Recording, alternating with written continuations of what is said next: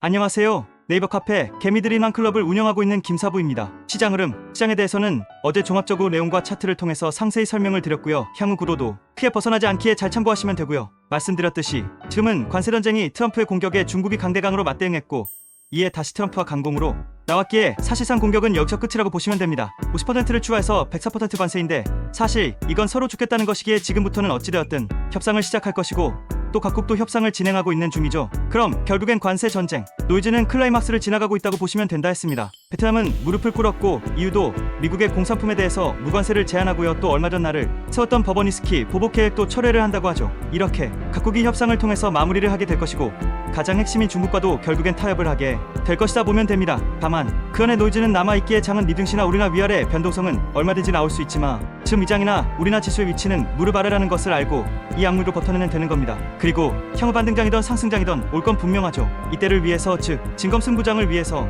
잘 준비를 하고 있으면 되는 겁니다. 그리고 어제 90일간 관세를 유예한다는 찌라시의 변동성이 죽였는데요. 이것도 사실은 괜히 나온 게 아닐 겁니다. 이런 찌라시가 돈다는 것 자체가 트럼프도 쫄리고 있다는 거고요. 또 미장의 폭락은 월가의 경고라고 했죠. 그러다가 어느 날 갑자기 트럼프가 약간 저자세로 나올 수도 있는 거죠. 트럼프는 철저한 비즈니스 맨이라서 지금은 깡처럼 굴지만 언제든 이익을 위해서는 자세를 바꿀 수 있는 인간이니까요. 그리고 일시도 설명드렸듯이 이 정도면 가격면에서는 충분히 반영이 된 상태고 또 최근 글로벌 피치펀드들이 마진콜을 메꾸느라 금 비트코인도 많이 팔았는데 이들도 반등이 나오는 걸 보면 매도는 일단락되었을 가능성이 높고 또 미증시도 하락 추세는 일단은 제동이 걸렸다고 볼 수 있습니다. 해서 다시 강조드리지만 지금의 이치는 무릎 아래에 위치해 있고 어둠의 터널 끝으로 가고 있다는 것을 아시고 잘 참고 인내하시면 조만간 좋은 장이 올 것임을 아시면 되겠습니다. 오늘 차트는 어제 상세하게 설명을 드렸으니 잘 참고하시면 되고요. 칩으로 삼전이 어떻게 바닥을 탈출하는지 패턴을 보여드리겠으니 참고하십시오.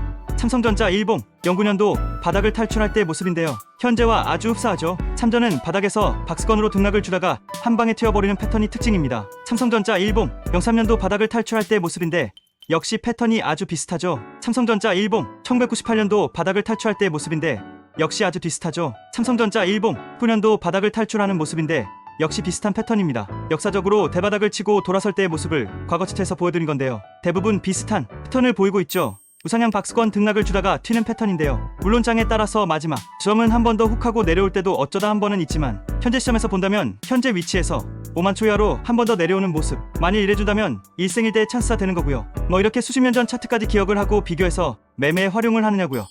그럼 이 정도도 안 하고 이 바닥에서 지금껏 수십 년을 살아남을 수 있겠습니까? 또 여러분들을 리딩에 드릴 수가 있을까요? 수많은 엉터리들하고는 차원이 다름을 아셔야 한다 했습니다. 그리고 어지간한 과거 차트는 다 깨고 있죠. 이 정도는 해야만 이 바닥에서 살아남을 수 있는 겁니다. 그런데 대부분의 개미들은 어떤가요?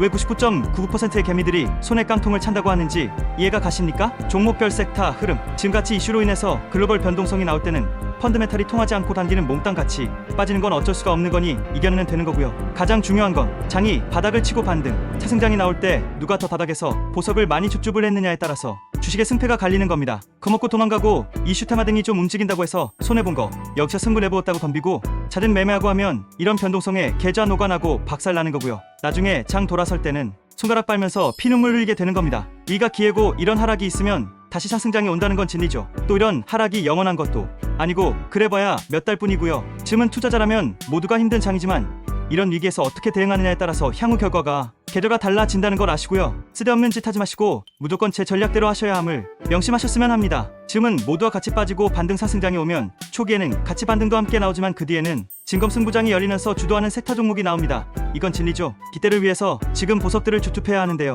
펀드멘탈로는 말할 필요도 없이 실적 성장이 되는 놈들이고 여기에 조계선의 재경 추형을 통해서 돈을 풀어 부양을 하겠다고 하니 내수주들이 선두에 있다 했는데 여기에 교집합으로 들어 가는 게 응신료 화장품이라고 했습니다. 인덱스는 기본으로 깔고 가는 것이니 더 설명할 필요도 없는 거고요. 그리고 한한령과 관세를 피해가는 엔터, 미디어, 게임을 잘 보시면 되고요. 여기에 상법 개정 수혜주는 대세로 가는 거라고 했죠. 자산주 지주사 금융증권을 보시면 된다 했습니다. 후닥은 바이오는 각계전투로 움직이는데 여전히 손댈 건 하나도 없다는 거 아시면 되고 2차 러지는 하반경직은 나오고 있고 장이 살아나면 긍정적으로 봐야 한다는 것 그리고 소장은 3전부터 묵직하게 베팅해놓고 나중에 봐도 된다고 했습니다. 그리고 조기 대선으로 관련주들이 움직이는데요. 정책 관련주와 인물주들이 강한데 이재명 인물주는 이제는 손대는 거 아니고 국진당 인물주들이 움직이는데 이것도 능력되는 분들만 단타든 초란타 하시면 되고 정책 관련주도 앞으로 계속해서 나올 것이고 또 대선을 앞두고 이슈에 따라서 활발하게 움직일 건데 역시 능력되는 분들만 하시면 된다 하겠습니다. 이런 거에 승부 보려고 막 덤비고 하면 언제든 변동성에 나락할 수 있다는 거 명심하셔야 합니다.